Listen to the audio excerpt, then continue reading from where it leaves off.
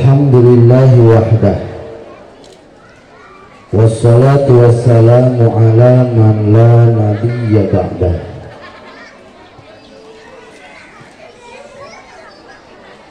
Sayyidina wa maulana wa qurrati a'yunina Muhammadin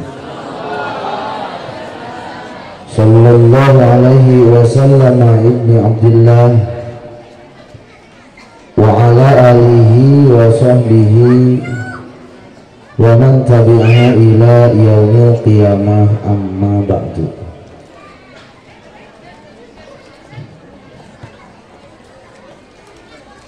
Qala Allah ta'ala fil Qur'anil Karim, tabarrukan bi dzikri, bismillahirrahmanirrahim.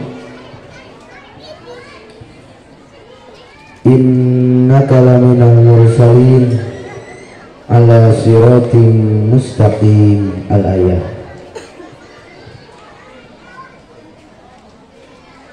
Wa qala habibuna wa nabiyyuna Muhammad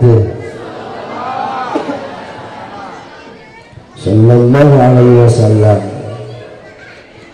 yuhsyarul mar'u ma'aman ahabbah. Al-hadis. Aw kama qala sadaqallahul azim wa sadaqa rasuluhul habibul karim wa nahnu ala dhalika minasy syahidin wa syakirin walhamdulillahi rabbil.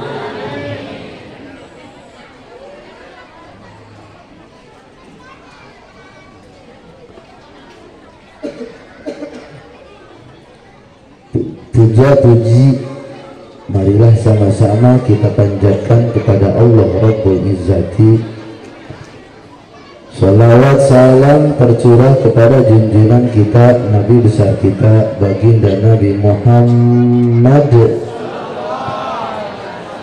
sallallahu alaihi wasallam, segenap para sahabat, kerabat, tabi'in, atba' tabi'in. Teristimewa guru-guru kita, alhamdulillah hadir Kang Haji Ahmad Hambali yang dari Kampung Bondok selaku guru saya. Tidak lupa Kang Ubay yang dari Kampung Putat juga sekaligus sebagai guru saya. Berikut Kang Irfan yang dari Kampung Putat dan seluruh ustadz yang hadir, pimpinan majelis taklim, pimpinan pengajian, jajaran DKM Musola, Kang Ustadz Bahauddin, tidak lupa ketua panitia Kang Ustadz Dwi Josuyitno. Mudah-mudahan guru-guru kita Allah panjangkan umurnya, amin. Allah sehatkan jasadnya, amin. Allah berkahkan ilmunya, amin. Serta mudah-mudahan Allah lindungi di dunia wal akhirah, amin. Ya Allah ya Rabbal. Sepuh bini sepuh, tokoh masyarakat, aparatur pemerintah baik sipil ataupun militer, Bapak RW, Bapak Topir, Bapak RT, Bapak Lurah yang berhalangan hadir, tidak lupa Bapak Camat. Mudah-mudahan senantiasa beliau-beliau Allah berkahkan hidupnya, amin. Ya Allah ya Rabbal. Wabil khusus jemaah Musola Al-Ikhlas di perumahan Sindang Panon Residen Blok C, Desa Sindang Panon, Kecamatan Sindang Jaya, Kabupaten Tangerang, Provinsi Negara. Mudah-mudahan yang Allah takdirkan hadir, mudah-mudahan yang Allah nasibkan hadir pada malam hari ini, Allah jadikan kembali sebagai ahli surganya Allah subhanahu wa ta'ala, amin. Mudah-mudahan yang pada hadir masuk surga, amin. Yang pada hadir masuk surga, amin. Ya Allah ya Rabbal. Pengen masuk surga? Pengen apa pengen banget? Ntar apa sekarang? Ini pakai bahasa Sunda, pakai bahasa Indonesia ini. Indonesia. Mudah-mudahan dengan berkah Maulid, dengan berkah pembacaan sejarah baginda Rasul, dengan berkah sholawat, dengan berkah tahlil, tahmid dan zikir, mudah-mudahan seluruh jemaah yang sakit Allah sembuhkan kembali, amin. Yang belangsak pada kaya lagi, amin. Yang banyak urusan Allah kelarkan urusannya, amin. Yang ada masalah Allah bereskan masalahnya, amin. Yang lakinya bajingan mudah-mudahan tobat, amin. Yang punya cicilan ada yang bayarin, amin. Yang mertuanya galak baik lagi, amin. Yang kagak sholat dengan sholat, amin. Yang belum ngaji rajin ngaji, amin. Mudah-mudahan yang main sholat sambar geledek, amin.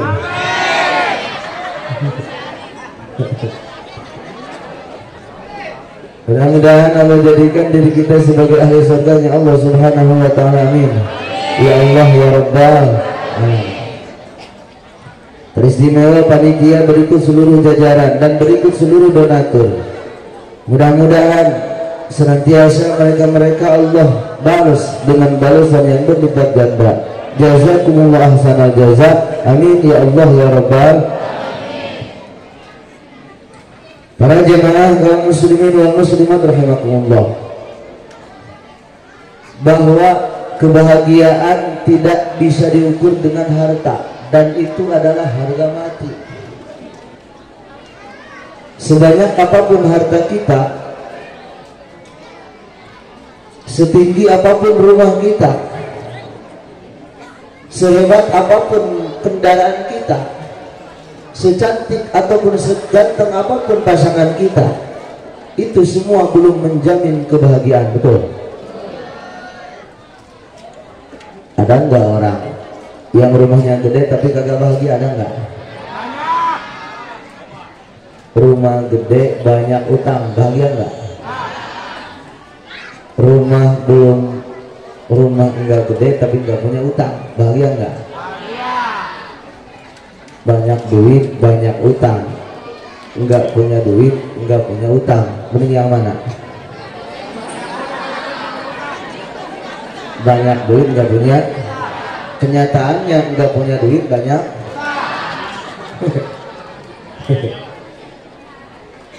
Orang boleh rumahnya mewah, boleh, silahkan hiasi rumah kita untuk ibadah kita, untuk berteduh kita dari panas, berteduh kita dari hujan, mewahkan rumah kita. Tapi ketika rumah tidak ada ruh ibadah, pengisinya kagak mau sholat, kagak mau ngaji, dijamin rumah tersebut kagak bakalan adem, betul? Kenapa? Karena agama yang jadi fondasi, dan itu diajarkan dalam Pancasila. Sila pertama, ketuhanan yang maha. Yang kedua, kemanusiaan yang adil. Yang ketiga, yang keempat,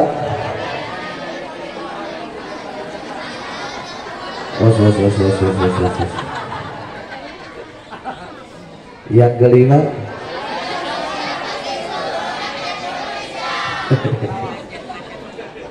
maka negara mengajarkan bahwa agama harus jadi fondasi. Jadikan agama sebagai fondasi kita dalam apapun aspek kehidupan kita. Agama jadikan fondasi. Andai kata rumah tanpa ada agama, kerjaan tanpa ada agama, anak kita tanpa dididik agama, maka tumbuh kehancuran, betul? Agama mengajarkan tentang kebahagiaan dunia akhirat. Orang rumahnya gede banget, 18 tingkat, WC paling atas, kamar paling bawah, asal mulus main seret di jalan. Kadang-kadang kayak kita, bu, demen rumahnya kecil, kamar di sono, WC di sono, dapur di sono, sekali buka pintu kelihatan semua. Lihat anak demen semua ada. Beda kayak orang gede rumahnya, anak 5 masing-masing punya kamar, masing-masing punya WC. Asal dipanggilin harus via WA karena ketemu tiap hari, betul. Kadang-kadang rumah kecil enak, WC di sana, kamar di sana, dapur di sana. Sekali buka pintu lihat anak, satu yang lagi tiduran, satu yang lagi ngisi, satu lagi makan, ketemu semua. Ternyata kebahagiaan tidak diukur dengan rumah yang mewah. Bohong, rumah mewah bahagia. Ketika tidak ada agama, apa artinya sebuah kemewahan? Ketika agama mereka hilangkan, maka jadikan agama sebagai fondasi kita, insya Allah. Seganteng apapun suami kita, sakasep-kasep nasa laki, seganteng-gantengnya suami, ketika kagak ada agama, maka kayak sekarang banyak orang kawin cerai, betul. Seminggu kawin, seminggu cerai. Banyak orang kawin cerai. Mereka kurang bersyukur sama istri yang di rumah. Padahal belum tentu yang di rumah istri itu, kadang-kadang istri yang di rumah mereka lebih baik. Ada pepatah mengatakan selimut tetangga lebih hangat daripada selimut di rumah, betul. Maka banyak orang baik sama istri orang tapi sama istri sendiri galak. Baik sama istri orang sama istri sendiri pelit, betul. Suka ngasih pulsa, ngasih makanan, ngajakin main sama istri orang, sama istri sendiri mah kagak di rumah kayak di kuburan, di tempat orang kayak di hiburan.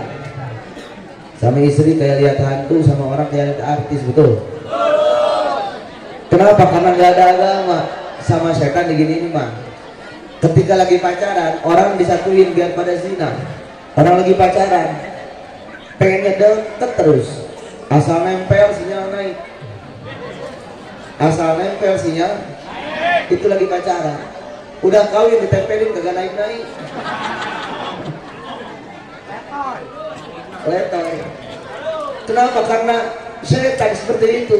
Orang sudah kawin pengen diceraiin, sebelum kawin pengen dizinahin. Itu gejalanya setan. Andai kata kita punya perasaan sebelum nikah demen sama istri, tapi ketika habis nikah demennya sama istri orang, itu ada setannya dalam dirinya, betul. Kalau ada setannya harus diazanin, kalau enggak dibacain innalillahi wa inna ilaihi. Kalau ada suami demennya sama istri orang, masukin ke telinganya pakai speaker yang kencang, innalillahi wa inna ilaihi. Ada nggak yang kayak gitu? Bu, ada nggak suami yang kayak gitu sini? Tukang selingkuh ada nggak?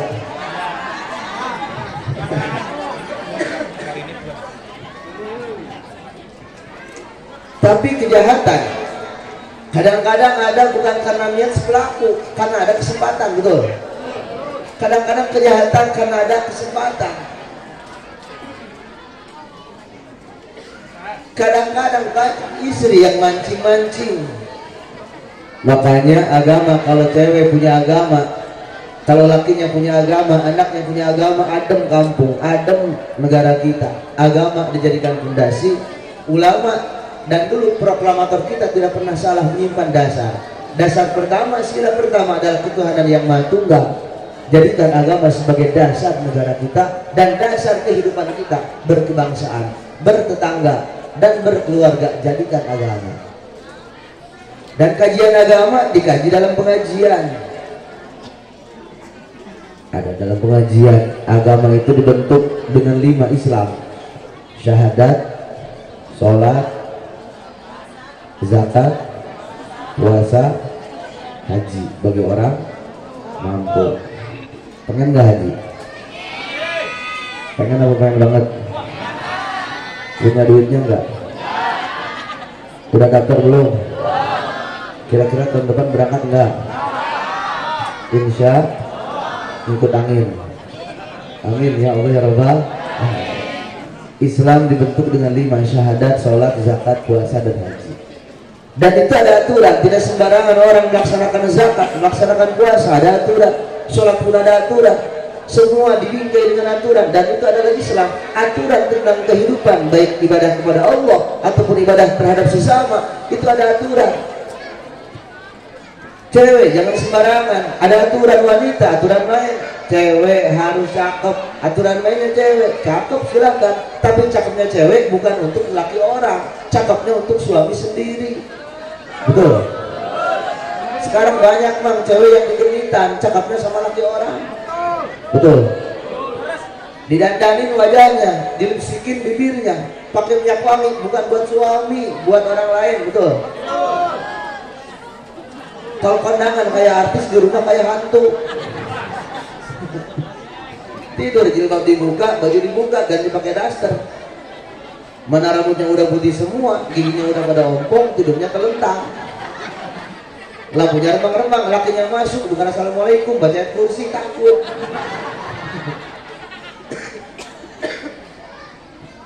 Coba andai kata kita punya agama, lihat istri dandan sama suami, depan suami dandan. Sejelek apapun kita, ketika dandan depan suami, itu yang diajarkan oleh agama. Berdandanlah engkau wanita terhadap suami mereka. Dandan istri depan suami, pakai baju cakep, sendal mahal, pakai jilbab yang mahal untuk suami. Maka kewajiban istri terhadap suami dalam kitab itu dulu jadi terangin, diantaranya adalah untuk senantiasa berkhidmat kepada suami. Adapun masak, ngepel, nyuci itu kewajibannya suami. Betul. Masak kewajiban, ngepel, nyuci, nyetrika, benerin baju. Dan kita sepakat itu kewajiban suami loh mah. Seneng gak seneng, suka gak suka, itu suami yang harus berjaya. Istri lapar harus dipasakin, istri haus harus diminumin, istri pengen mandi pandiin, istri pengen tidur tidurin, istri ngising, istrinya pengen sholat.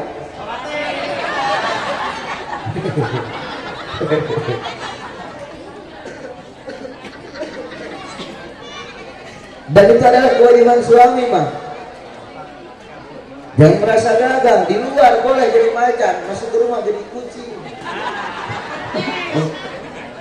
Mereka yang jadi macan. Dalam rumah mereka macan, dalam rumah kita.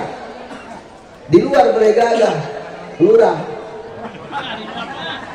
Di luar rumah mau. Di luar masuk ke rumah meong. Maka seperti itu. Kewajiban istri cuma satu, baik sama suami serta ngikut apa kata suami. Selama kagak dilarang oleh Allah, taat kepada suami. Kata suami masak, kata suami nyuci, kata suami ngepel, kata suami nyetrika, kata suami loncat.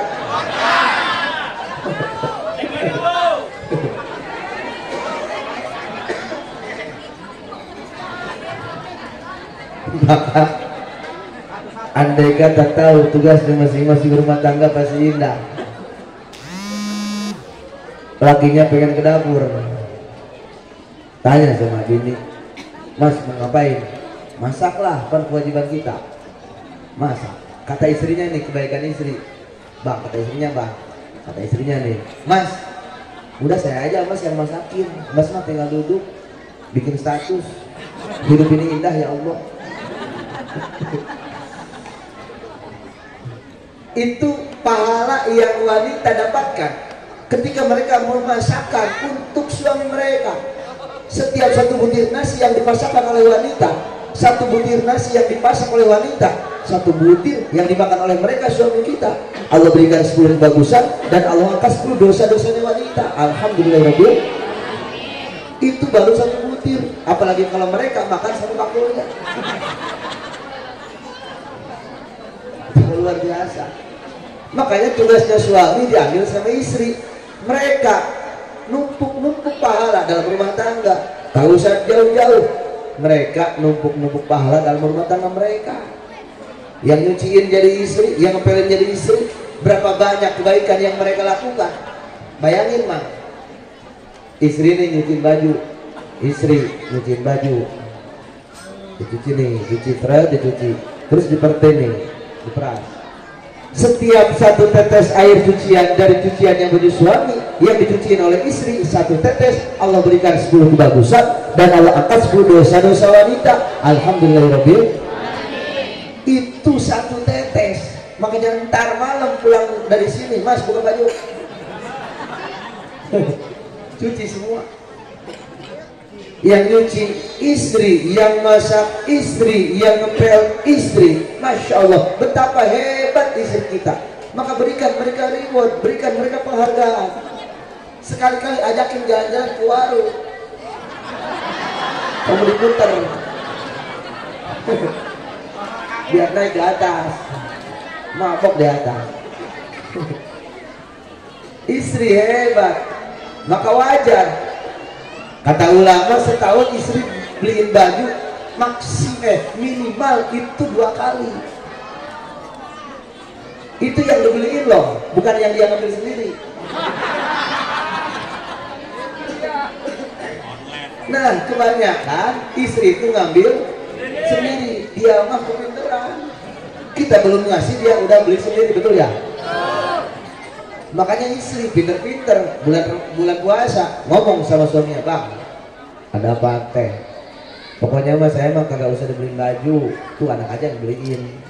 Emang dia mah dari aja udah beli 3. Maka itu adalah adab dan akhlak. Andai kata lingkungan sosial terkecil kita sehat, dibawa ke kampung pun jadi sehat. Ketika banyak penyakit di masyarakat, perzinahan, permabukan, perjudian, itu akibat kurangnya kesehatan batin dalam rumah tangga kita. Penyakit masyarakat di mana-mana sekarang. Tramadol, eksimer, ciu. Apa? Saya pernah jadi bandar. Itu mengerikan. Anak muda sekarang diracun dengan minuman keras. Masya Allah. Dan itu tidak produktif. Lebih baik mereka pada usaha, bikin kerajinan yang bisa dijualin, cakep, itu jadi duit. Sekarang pun usahanya, kreativitas mereka terjebak dengan layar yang sedikit. Lebih senang main TikTok daripada kerja di luar. Tenaga kagak keluar. Tengah malam live TikTok, subuh tidur nyampe sore. Dan itu mengurangi kesehatan mereka. Ketika usahanya anjlok, ngambil jalan pintas, mulai terjebak dengan dunia narkoba. Nauzubillah. Mengerikan sekarang. Anak kecil udah terjebak dengan dunia internet. Mereka tidak paham Al-Quran, kagak mau ngaji. Anak kecil mainannya baby shark, tuh anaknya siapa tuh? Tapi dia sedap. Bu, anak hadroh itu, anak hadroh ini salah satu calon mantu idaman masa depan, amin. Kalau punya anak perawan, kawinin sama anak hadroh, amin. Punya anak perawan, kawinin sama anak hadroh. Biar dikata tua, jangan melihat tuanya, selawatannya yang dibaca.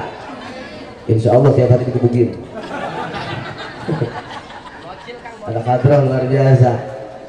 Luar biasa, mereka demen sama hadroh. Ini kreatif, baru ini kreatif. Bukannya kayak sekarang pinjaman online, kayak sekarang jadi online, dewet use, link gacor, maksin. Dan itu mengerikan. Ketika sekarang seperti itu, anak-anak terjebak dengan dunia internet. Mereka tidak punya pegangan agama, maka tumbuh kehancuran. Anak kecil suruh pada ngaji, tukang ipan, tukang ubay, ajarin biar paham mana alif, mana ba, mana ta, mana sa. Karena ilmu bukan sekedar abad rasa, banyak yang harus dikaji. Dan itu adalah langkah awal mengenal huruf hijaiyah, baru mengenal siapa Tuhan mereka. Dan itu diajarkan dalam Pancasila, ketuhanan yang maha tunggal. Dan itu wajib, orang yang bernegara harus tahu Tuhan mereka. Harus ngaji dulu agama, dan negara pun mengajarkan ngaji yang pertama, dan itu ilmu tauhid. Makanya dulu anak kecil pada hafal sifat yang wajib di Allah 20 wujud dan baqa mukhalafatul lil hawadisi qiyamuhu binafsihi wahdaniyat ilmu dasar kalam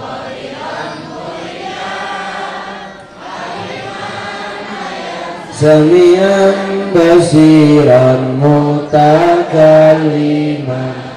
Adem dengarnya ketika anak-anak kita dalam YouTube-nya diajarin huruf hijaiyah, dalam YouTube-nya diajarin tentang sifat yang wajib, dalam YouTube-nya diajarin nama-nama wali songo, Sunan Gresik,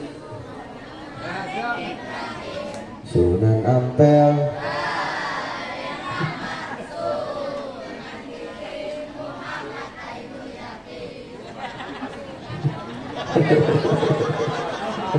gacor. Beri remote, ntar kalau udah kasih remote. Luar biasa, ini demen nih yang kayak gini. Kenapa? Bangsa yang besar, bangsa yang mempunyai sejarah pahlawannya, dan pahlawan negara kita dalam keagamaan, yang mereka wali songo hebat, mereka mengajarkan agama tanpa berperang, mengajarkan tanpa pernah menyakiti, menang tanpa mengesorake. Itu adalah ajarannya wali songo. Sugih tanpa bondo, digdoyo tanpa aji, menang tanpa ngesorake, dan apa terakhir? Ngeluruk tanpa golok. Itu hebat. Mereka berdakwah bukan dengan kekerasan, dengan lemah lembut. Makanya di sini kalau ada orang yang masih pada mabok, jangan dikasarin, rangkul pelan-pelan, nyari got, bebesin tuh got. Orang yang lagi main gaple nih mah, misalkan di depan musola yang gaple nih, jangan belagu kita mentang-mentang rajin ke musola, merasa paling hebat. Belum tentu orang yang rajin ke musola di surganya paling duluan.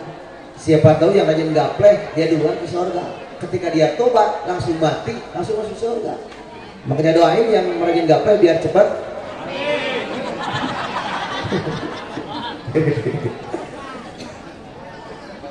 Ada orang yang lagi judi nih, lagi gaple bu, lagi gaple bapak, antepin, jangan dikasarin, jangan disinisin, deketin pelan-pelan, dakwahin dikit-dikit. Bapak-bapak liatin orang, kalau ada orang preman nih yang lagi mabok, yang lagi judi, deketin bang, jangan so suci, pelan-pelan lah, pelan-pelan banget. Kalau bisa kita belajar gaple bang, belajar gaple. Andai kata dakwahnya malu pakai sarung, ganti sarungnya pakai celana, dan ketika ganti pecinya ganti pakai topi, pokoknya ganti pakai kaos. Terus kita mulai ikutan belajar ngocok kartu, terus kita belajar main. Insya Allah lama-lama yang rajin gapleh kita ajakin lama-lama mau ke sholat, rajin sholat. Yang rajin sholat lama-lama jadi rajin. Itu namanya tukar itu. Kenapa? Karena kebahagiaan tidak diukur dengan apapun. Mentang-mentang anak kiai, mentang-mentang mantunya Buya, sombong, belum tentu mereka masuk surga, belum tentu. Yang duduk, yang ngomong pakai sarung putih, sorban putih, baju putih, masuk surga, belum tentu. Betul? Andai kata saya hianat, andai kata saya hasut, dan saya benci sama orang, marah-marah sama orang, celakalah saya. Maka yuk di kampung kita nih, di perumahan Sindang Pondok Residen, jadikan sebagai perumahan yang agamis, amin. Yang anti narkoba, amin. Yang anti pinjaman online, amin. Yang anti bank emok, amin. Yang anti judi online, amin. Yang anti pelakor, amin. Yang anti micet, amin. Jadi kampung ini, perumahan ini sebagai perumahan yang agamis, yang ngajinya di mana-mana. Makanya saya ada selawatan, Mang. Kalau bisa selawatannya keliling. Kenapa harus keliling? Biar orang pada ngerasain, biar rumahnya pada berkah. Misalkan nih seminggu, taruh seminggu sekali.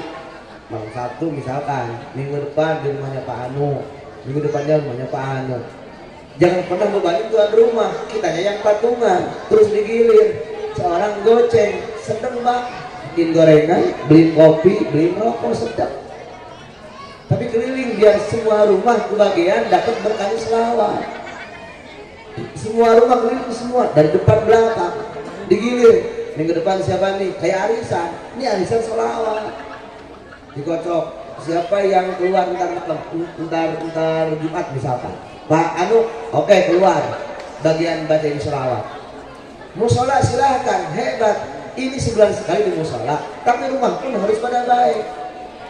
Kita dakwah pelan-pelan, door to door, dari rumah ke rumah. Kita didik dengan baca sholawat dan perdengarkan keluarga mereka sholawat untuk menambah kecintaan kepada baginda Nabi besar Muhammad Sallallahu Alaihi Wasallam dengan sholawat. Didiklah anak-anak kita dengan sholawat. Maka belum tentu yang wajahnya cakep, belum tentu yang wajahnya cakep itu bikin bahagia. Ibu-ibu punya laki cakep, cakep banget, belum tentu bahagia bu. Orang mau ngaji, lakinya pasti bu curiga, bang kemana mau ngaji? Kagak usah, kecakapan takutnya sambar orang.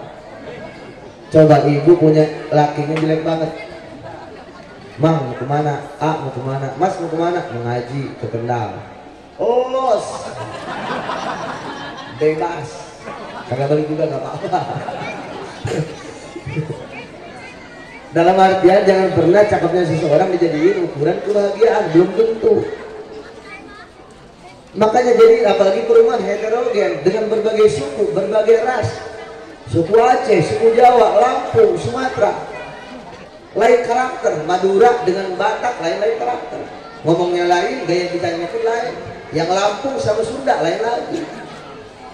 Betawi sini pun berbeda-beda. Perbedaan yang ada dijadikan satu tujuan Allah Subhanahu wa Ta'ala. Mang, apakah kagak seneng bang? Di dunia kita dapat bahagia, di akhirat pun dapat bahagia, dan itu adalah tujuan hidup kita. Tujuan hidup itu nyari seneng dunia, nyari seneng akhirat. Kenapa? Karena di dunia, andai kata di dunia belangsak, terus di akhirat belangsak, kapan kita senangnya? Betul. Kita nih udah belangsak nih, kagak sholat. Udahlah di dunia belangsak, ke akhirat pun belangsak, kapan kita senangnya? Ketika kita seperti itu. Maka jadiin anak-anak kita sebagai generasi penerus agama kita, generasi kampung kita. Betapa luar biasa. Anak kecil mah bebas mah. Orang dikasih sarung, bukannya dipakai, dibulut-bulutin, diputer-puterin. Bulunya yang kena juga ya. Itu nggak apa-apa, namanya juga anak kecil. Naik ke pagar, loncat ke bawah, diiketin sarungnya ke leher, Batman. Anak kecil. Nah kalau laki ibu, suami ibu kayak gitu, dikasih sarung buat Jumatan, bukannya dipakai, diiketin ke leher, lari-lari ke Medan. Anak kecil nggak apa-apa. Toh pada akhirnya kita bakal bertemu dengan kematian. Percaya nggak percaya, senang kagak senang, akhirnya pasti bakal mati. Segagah apapun kita. Dulu kita pernah dengar orang pada hebat, baik pejabat, rakyat, ataupun jenderal, abri segala macam, akhirnya pada mati. Suka nggak suka kita pada mati. Andai kata misalkan nih, andai kata, maksudnya andai kata misalkan kita lagi ibadah, terus di akhirat kagak ada perhitungan amal, maka tetap orang yang rajin ibadah secara sosial pun disebut kebaikan. Kita rajin sedekah, tanpa agama pun sedekah merupakan suatu kebaikan. Dalam sosial, sebajingan apapun orang, ketika rajin sedekah tetap disebut orang baik, betul? Itu dalam sosial. Kagak zina, logisnya gini loh, orang zina itu ngancurin DNA mereka, itu ngancurin sel-sel telurnya dan turunan mereka. Ada cewek nih demen sama laki orang, tiap malam layanin 4 tamu misalkan, itu spermanya nampar semua, jadi semua. Yang satu kulitnya hitam banget, yang satu putih banget, yang satu belang-belang, yang satu kagak jelas. yang satu mancung, yang satu pesek, yang satu matanya sipit, yang satu matanya bolotot.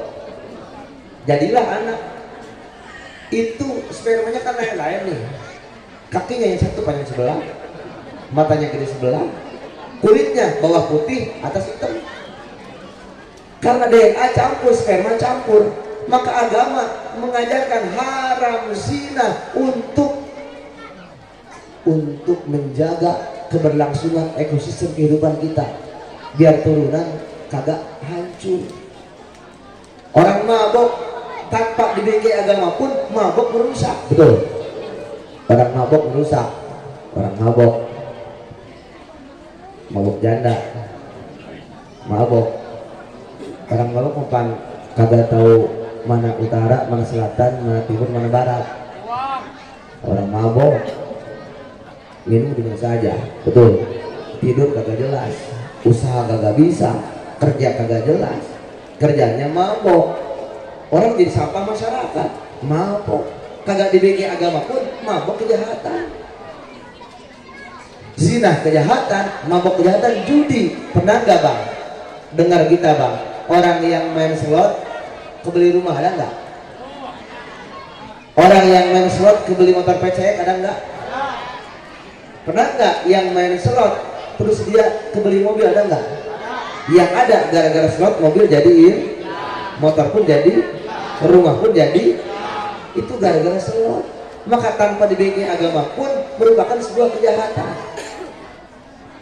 Maka andai kata di akhirat tanpa ada hisaban misalkan, tetap kebaikan merupakan sebuah kebaikan. Maka kata baginda Rasul, al halal bayyin wal haram bayyin, jelas yang halal, jelas yang haram. Untuk membedakan gampang, apapun yang dinilai baik itu pasti jadi baik.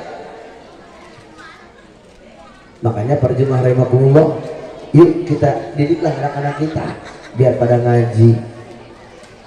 Ke Kang Ubay ini diajarin Al-Quran. Ada Ustaz Ubay yang ngajarin di sini ngaji Al-Quran, ajarin anak kita.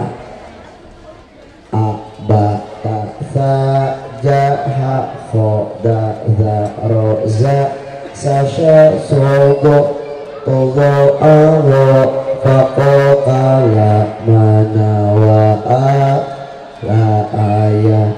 Pakai gambar u bu tu su ju su fu du ju ru ju su su su gu